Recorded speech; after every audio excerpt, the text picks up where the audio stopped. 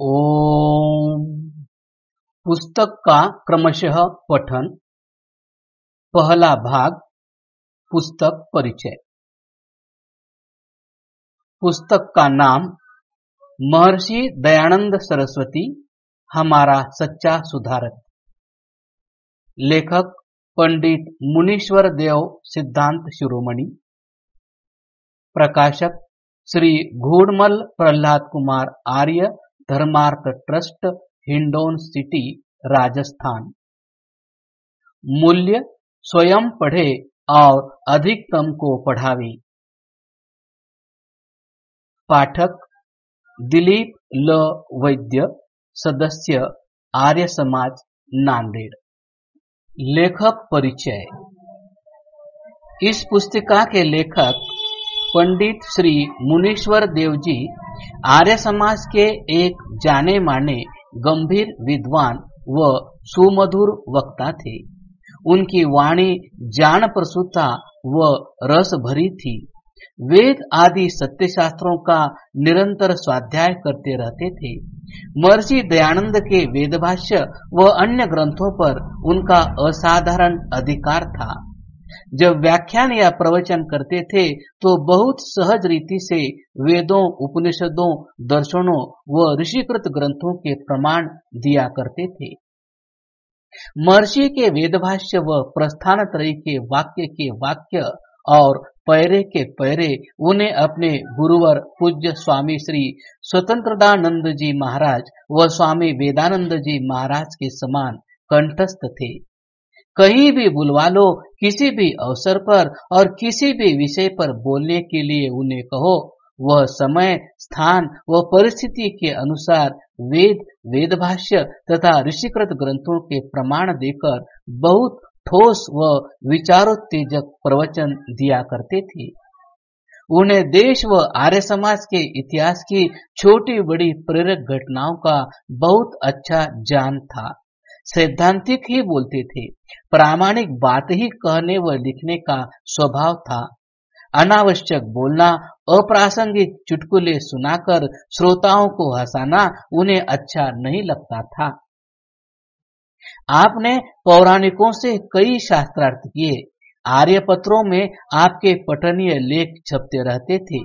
राजस्थान के सुजानपुर नगर की बहन शांता, पूर्व विधायिका, के आर्थिक सहयोग से आपकी कई छोटी छोटी संग्रह करने योग्य व प्रचारोपयोगी सुंदर पुस्तकें प्रकाशित हुई। हमारा सच्चा सुधारक पहले तो कुंभ मेले पर सन्यासी मंडल ने प्रकाशित करवाया, फिर संवत 2018 अर्थात सन 1961 में आर्य समाज विधान सरणी कोलकाता ने छपवाया था। श्री पंडित जी का समस्त साहित्य व लेख पुनः छपने चाहिए। पूज्य पंडित जी के लेखों के पुनरुद्धार में हम भी भरपूर सहयोग देंगे। हमारे कृपालु और स्नेही पूज्य पंडित मुनीश्वर देव जी आर्य प्रतिनिधि सभा पंजाब के एक प्रतिष्ठित उपदेशक थे। अब तो सारे पंजाब में उन जैसा एक भी वैदिक विद्वान नहीं रहा। पंडित जी ने 75 वर्ष के लगभग आयु पाई। स्वामी श्रद्धानंद जी से लेकर पंडित गंगा प्रसाद जी उपाध्याय तक के युग के आप साक्षी थे। विनीत राजेंद्र जिज्ञासु, दिनांक 15 जुलाई 2004। ओम। हमारा सच्चा सुधारक। संवत 1917 विक्रमी की बात है, जब महामहिम महर्षि स्वामी श्री दयानंद सरस्वती जी महाराज ने सच्चे गुरु पथ प्रदर्शक की खोज में इतस्ततः परिभ्रमण करते हुए भारत की सुप्रसिद्ध नगरी मथुरा में वैदिक महाविद्वान व्याकरण सूर्य दंडी स्वामी प्रज्ञाचक्षु गुरु विरजानंद सरस्वती जी महाराज की वैदिक पाठशाला में प्रथम बार प्रवेश किया। लगभग 3 वर्ष गुरु सेवा में निवास कर अष्टाध्यायी और महाभाष्य का विशेष रूपेण अध्ययन किया और अपनी समस्त शंकाओं का अत्यंत संतोषजनक समाधान पाया।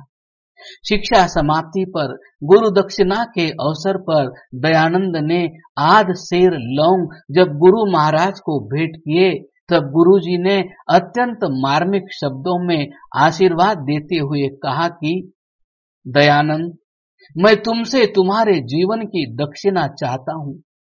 तुम प्रतिज्ञा करो कि जितने दिन जीवित रहोगे उतने दिन आर्यावर्त में आर्ष ग्रंथों का प्रचार और अनार्ष ग्रंथों का खंडन करोगे तथा भारत में वैदिक धर्म की स्थापना के लिए अपने प्राण तक न्यौछावर कर दोगे।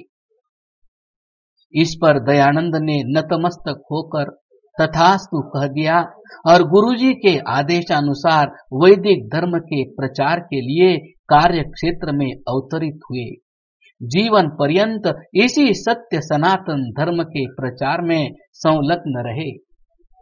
संवत 1924 विक्रमी के कुंभ मेला के अवसर पर ऋषि दयानंद प्रथम बार जब हरिद्वार पधारे, तब उन्होंने सहस्रों धर्मध्वजियों, साधु, संत, महात्माओं द्वारा फैलाए हुए गुरुडम, अंधविश्वास, मिथ्या भ्रम, पोप पाखंड और दंभ जाल में बुरी तरह फंस रही इस आर्य जाति की दयनीय दशा को देखकर उनका हृदय द्रवित हो गया और उन्होंने निश्चय किया कि इस पाखंड जाल से जाति को बचाने के लिए घोर परिश्रम के साथ वैदिक धर्म के सत्य स्वरूप को समझाने की आवश्यकता है।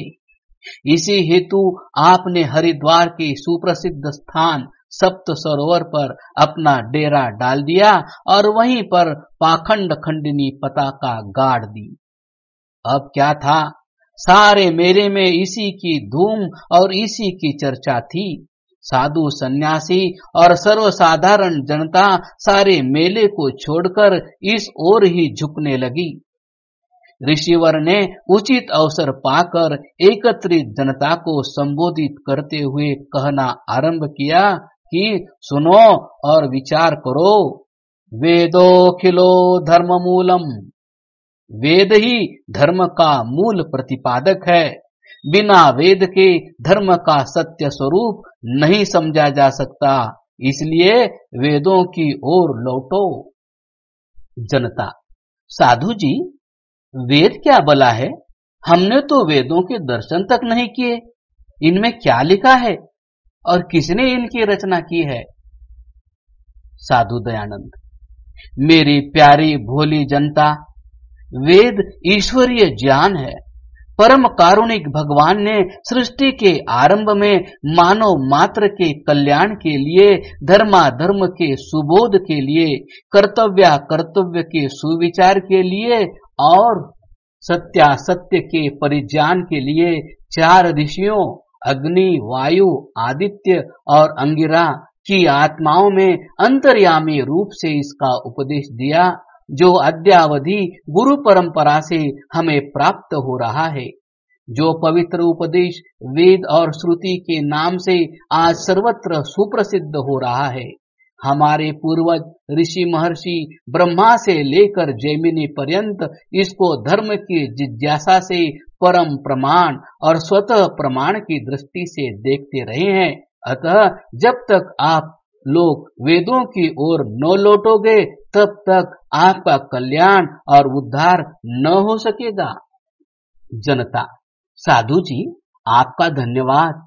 यह विचार आज से पहले किसी साधु, सन्यासी, पांधा, पंडित, पुजारी और महात्मा ने नहीं दिया। कृपया यह तो बतलावे कि क्या उन वेदों का पुण्य दर्शन हम भी कर सकते हैं? साधु जी, अपने झोले में से निकालकर, लो भाई, यह 4 संहिताएं हैं। यह ऋग्वेद है, यह यजुर्वेद है, यह देखो सामवेद है और यह अथर्ववेद है। सचमुच यह सब सत्य विद्याओं की पुस्तक है, भंडार है और हमारा अक्षय कोश है। साधु जी द्वारा पवित्र 4 वेदों के दर्शन करके कृतार्थ हुई जनता एक स्वर से बोल उठी। जनता, साधु जी, आपका धन्यवाद। इस कलयुग में महाभारत के विनाशकारी महायुद्ध के पश्चात आपने ही प्रथम बार हमें वेदों के दर्शन कराए हैं। धन्य हो महाराज। अब कृपया बतलावे कि इनमें लिखा क्या है। साधु जी, देखो प्यारों, इनमें उन सभी बातों का सत्य सत्य निरूपण किया गया है जिन पर आचरण करने से मानव व मानव समाज का उत्थान व कल्याण अनिवार्य रूपेण हो सकता है। जनता, भगवान कैसे? साधु जी, देखो भैया, आप लोग ईश्वर जो हमारे जीवन का परम चरम और आदिम अंतिम ध्येय लक्ष्य है के सत्य स्वरूप को न जानकर इधर उधर पाषाण मूर्ति, वृक्ष, जल, नदी, सूर्य आदि जड़ के पूजन रूप मिथ्या ब्रह्मजाल में फंसकर व भटक कर अपने पवित्र जन्म को यूं ही व्यतीत कर रहे हो। यदि आप चाहते हो कि जीवन सफल हो और जीवन लक्ष्य की सिद्धि हो तो ईश्वर के सत्य स्वरूप को समझ व जानकर उसी की पूजा उपासना में संलग्न हो जाओ। जनता, अच्छा साधु जी, तो क्या यह मंदिर में प्रतिष्ठित राम, कृष्ण, शिव, विष्णु, लक्ष्मी, काली आदि ईश्वर की मूर्तियां नहीं है? क्या यह सब लोग जो इनको ईश्वर मानकर पूजा पर बल देते हैं, ये सारे के सारे क्या अज्ञानी हैं? साधु जी, हाँ, मेरे विचार में ये सब अज्ञानी है, क्योंकि वेद में सपर्यगा शुक्रमकाय अव्रणम स्नाविरम शुद्ध पाप विद्धम, परमेश्वर को निराकार, सर्वव्यापक और शुद्ध लिखा है। ऐसे निराकार ईश्वर की भला मूर्ति कैसे संभव हो सकती है? वेद में स्पष्ट उपदेश है, न तस्य प्रतिमा अस्ति, कि परमेश्वर की प्रतिमा मूर्ति नहीं है। ऐसी दशा में जो यह कहते हैं कि यह ईश्वर की मूर्ति है, कहो अज्ञानी है या नहीं। इसके अतिरिक्त वेद बलपूर्वक शब्दों में कहता है कि इंद्रमित्सोत, केवल ऐश्वर्यवान भगवान की ही स्तुति, प्रार्थना व उपासना करो। यदि उसके स्थान पर किसी अन्य की स्तुति व प्रशंसा करोगे तो दुखों में फंस जाओगे। जैसा कि वेद कहता है कि माचिदन्यत विशंसत सखायो मारिशन्यत, इसलिए ईश्वर के स्थान पर अन्य जड़ आदि की व राम, कृष्ण आदि चेतन व्यक्तियों की मूर्तियां बनाकर पूजना सर्वथा नास्तिकपन है और वेद विरुद्ध कर्म है। जनता, धन्य हो महाराज, धन्य हो। हमें क्या पता था कि पाषाण आदि की मूर्ति बनाकर पूजना नास्तिकता है और वेद विरुद्ध क्रिया है। तो फिर क्या भगवान किसी भी प्रकार की मूर्ति पूजा वेदोक्त नहीं है? साधु जी, क्यों नहीं है? जनता, महाराज वो कौन सी है? साधु जी, सुनिए भाई जरा ध्यान से। यजुर्वेद में लिखा है कि मानो वदिहि पितरम मोत मातरम, अर्थात माता व पिता को कभी मत सताओ, इनकी सदा आज्ञा का पालन करो। संतान के लिए यह मूर्तिमान पूजनीय देव है।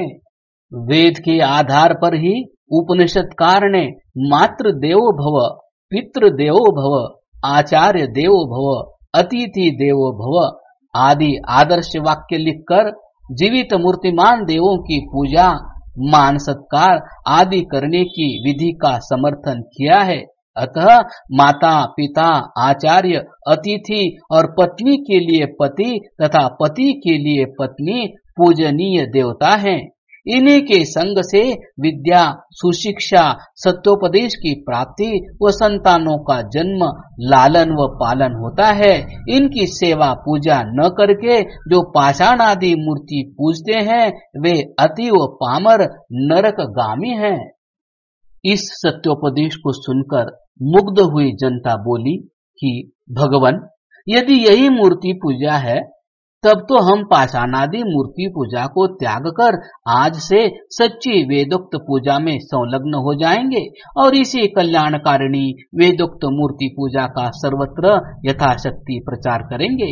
आपका हार्दिक धन्यवाद है। आपने हजारों वर्षों के पश्चात हमें यह दिव्य आलोक प्रदान किया। अच्छा, अब यह बतलाने की कृपा करें कि हम किस नाम से प्रभु का स्मरण व जाप करें। साधु जी, देखो मेरे भाई, जाप व स्मरण तो पवित्र प्रभु के ओम नाम का ही करना चाहिए। जनता, ये जो पंडे पुजारी कहते हैं कि सीताराम जपो, राधेश्याम जपो, क्या यह मिथ्या है? हमें एक साधु ने जपने के लिए यह मंत्र भी दिया था कि हरे रामा रामा रामा हरे हरे, हरे कृष्णा कृष्णा कृष्णा हरे हरे। साधु जी, यह सब मिथ्या कपोल कल्पित जाप है। देखो वेद में ओम क्रतो स्मर, यह स्पष्ट उपदेश है कि जीव तू सदा ओम नाम, जो परमेश्वर का सर्वोत्तम और निज नाम है, का स्मरण किया कर। यह ओम नाम परमेश्वर का वाचक है। तस्य वाचकः प्रणवः, योग सूत्र। इसलिए तज्जपस्तदर्थ भावनम, योग सूत्र के अनुसार अर्थ पूर्वक उसी ओम का जप व स्मरण ही विहित है, अन्य नहीं। इसके अतिरिक्त श्री रामचंद्र जी व श्री कृष्णचंद्र जी आदि महापुरुष भी वैदिक विद्वान थे। वे कभी वेद विरुद्ध आचरण नहीं करते थे। आप उनकी रामायण व गीता अथवा महाभारत को ही पढ़कर देखे तो पता चल जाएगा कि वह किसकी उपासना करते थे। सुनिए, जब श्री राम जी लक्ष्मण जी के साथ महर्षि विश्वामित्र जी के आश्रम में शस्त्रास्त्र की शिक्षा पा रहे थे, तब श्री विश्वामित्र मुनि प्रातः ब्राह्म मुहूर्त में उनको जगाते हुए कहा करते थे, कौशल्या सुप्रजा राम पूर्वा संध्या प्रवर्तते, उत्तिष्ठ नरशार्दूल कर्तव्यम दैवमानिकम, तपश्चै परमोदारम वचः श्रुत्वा नरोत्तमो, स्नात्वा कृतो वको वीरो जपतु परमं जपम। इससे सिद्ध है कि महाराजा राम भी प्रतिदिन प्रातः परम जप अर्थात प्रणव ओंकार का ही जप किया करते थे। वनवास के दिनों में भी राम, लक्ष्मण और सीता तीनों मिलकर मौन संध्या के अनुष्ठान द्वारा प्रभु की उपासना करते थे, जैसा कि रामायण का लेख है, वाग्यत्ता स्त्रीतय संध्याम समुपासन्तः संहिता। कहिए, अब भी कोई संदेह शेष है? अब जरा श्री कृष्ण जी के विषय में भी सुन लो। गीता में आता है कि जब श्री अर्जुन ने महाराज से पूछा कि वेद्य अर्थात जानने योग्य तत्व क्या है, तो इस पर श्री कृष्ण जी ने कहा कि वेद्यम पवित्रम ओंकार ऋक्साम यजुरेव च, अर्थात ईश्वर को मुख्य रूपेण जानना चाहिए, जो ओंकार पद वाच्य है, और साथ ही उसकी पवित्र वेदवाणी को भी, जो ऋग, यजु, साम और अथर्व के नाम से सुप्रसिद्ध है, जानने योग्य है। इसके अतिरिक्त ऐसा भी लेख मिलता है कि वह संध्या के इतने प्रेमी थे कि युद्ध काल में संध्या के समय कभी संध्या नहीं छोड़ते थे। अस्तु, अच्छा भाई, जरा यह तो बतलाओ कि श्री राम और श्री कृष्ण के पूर्वज माता पिता पितामह और प्रपितामह आदि और वशिष्ठ, विश्वामित्र और अत्रि आदि ऋषि महात्मा किसका जाप करते थे? निस्संदेह वे सब प्रणव ओम का जाप करते थे और संध्यादि नित्य कर्मों के द्वारा एक ईश्वर का ही आराधन करते थे, क्योंकि उस समय वैदिक विधान ही सर्वत्र प्रचलित था। जिस मंत्र का जपना आप लोगों को आधुनिक साधु संत बतलाते हैं, भाई सत्य जानो, वह मंत्र भी पवित्र वेदों में नहीं है, सर्वथा कपोल कल्पित है, मन घड़ंत है। और फिर आश्चर्य की बात यह है कि वे राम कृष्ण पुरुष थे। मंत्र में उन बेचारों को इन भले मानसों ने रामा कृष्णा कहकर स्त्री बना दिया।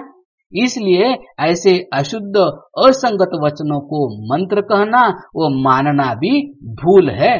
देखो, मंत्र तो विचार का नाम है, जिसके बार बार उच्चारण से मन पर उत्तम प्रभाव पड़ता है। ऐसे मंत्र तो पवित्र वेदों में ही मिल सकते हैं, अन्यत्र नहीं। आशा है आप लोग अब संतुष्ट हो गए होंगे। जनता, वाह वाह महाराज, आपने तो हमारा कल्याण कर दिया। हम बड़े भूले हुए थे। आपका जितना भी धन्यवाद किया जावे महाराज कम है। क्रमशः